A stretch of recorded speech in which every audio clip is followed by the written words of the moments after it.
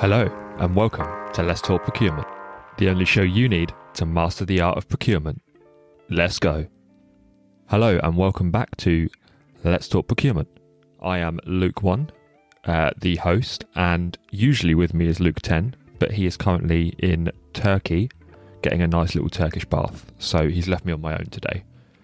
Anyway, I hope you are well. Thank you for tuning in to another episode, and look forward to hearing some of your listener messages when you do get in touch with us. So Luke 10's bit is normally to announce our contact information, but he's not here to do it. So if you do want to reach out to us, it's 2lukes1sip@gmail.com. That's 2lukes1cip@gmail.com. Or you can drop us a text using the Text Us feature on the platform of your choice. So without further ado, let's dive into today's topic and help you on your way to becoming a better procurement professional, as we like to say. Now, 2025 is going to be an interesting year for all of us. Whether you're new on your procurement journey, whether you are deciding to get a career in procurement, or whether you're a seasoned veteran. Now, why is it going to be an exciting year? Well, here, for your ears only, we are going to discuss the top 5 trends that are happening right here, right now, in the procurement world. Trend number 1, of course, it's everyone's favourite topic, AI and automatic integration. As you've probably seen in all aspects of your life, the use of AI is becoming more and more frequent. You know, tools, software, add-ons, things that are just making life that little bit more convenient. Now, how can we use that in a procurement perspective, you may be wondering? Well, it could help us streamline some of our tasks, such as, order processing, inventory management, some supplier relationship management, perhaps even analysing our spend. So there's quite a lot of avenues where AI can be built in and considered. I think we're always doing our due diligence on suppliers, and we're probably going to be a bit sceptical when we start reviewing these AI suppliers and their kind of backgrounds and where this information's going. But hopefully overall AI should be really positive, and it should help us procurement teams making better kind of data-backed decisions and minimising the human error that we're all prone to. Number 2, sustainability and green procurement. This is one of those topics that just doesn't seem to go away, and it seems to be getting more and more prevalent every year. There's obviously the environmental regulations, there's corporate social responsibility, or whatever that's now known as. I'm sure it's probably changed name again. And what we're seeing as well is a big shift in demand from the customers. So customers are increasingly acknowledging the supply chain when they are going to market. So they might ask for, how eco-friendly you are as a supplier or you are as a vendor, and how eco-friendly your supply chain is. So you might be using tools that kind of support your or demonstrate your eco-friendliness and how successful you've been in it so far.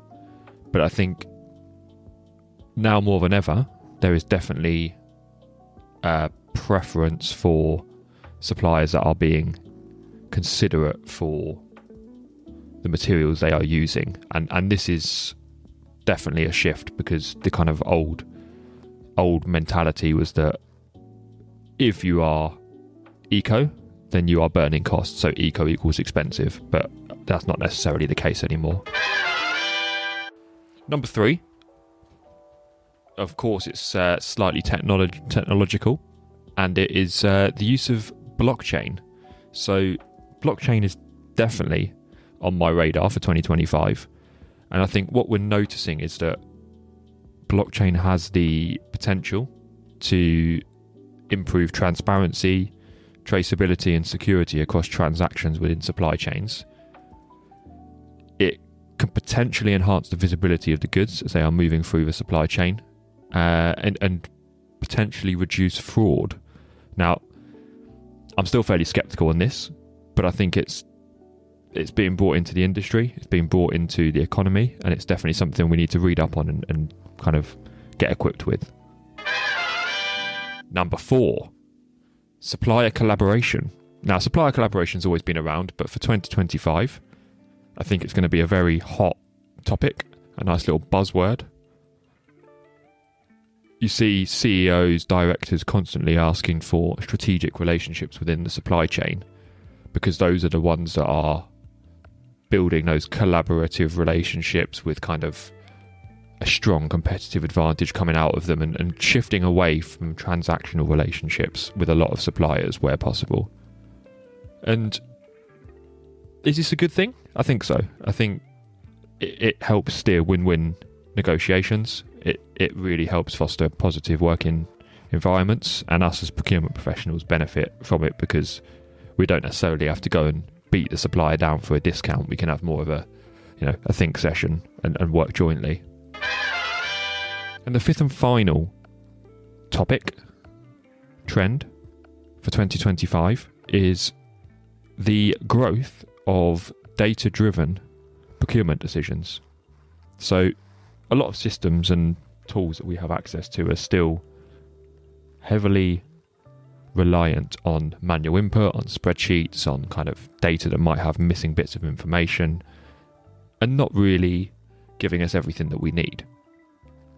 With the involvement of AI, as mentioned in point 1, but also the concepts of big data and the available tools that help us filter through big data, we're in a position now where we're starting to get stronger data sets, smarter, more informed outcomes from that data, and ultimately that's helping us with our procurement decisions. So the better and stronger our data, the better and stronger our decisions.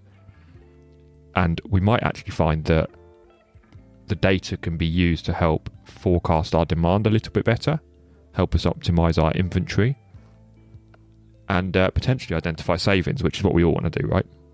Kind of also mindful to say that the better data we have, the more access to data we have, the more reliable our data is, potentially the better our supplier selection is as well, because we can use these tools to find out a lot more than perhaps just one person kind of doing a little Google search will produce. And I think that will help us get a little bit of leverage over our suppliers, improve our negotiations where possible, and overall I think it's a positive thing. So yeah, I think 2025 is going to be a very, very interesting year in the procurement and supply chain world. And just to recap, the 5 procurement trends to watch out for 2025 from Luke 10 are AI and automation, sustainability, blockchain and its ability to improve supply chain transparency, supplier collaboration, and data-driven procurement decisions. So just a short episode. Obviously, I've been left on my own, so I can't really insult Luke 10. But yeah, I wanted to give you some content because you deserve it. So many thanks as always for tuning in. I hope you have a fantastic day, and I look forward to giving you some ear pleasure in the next episode. See you later.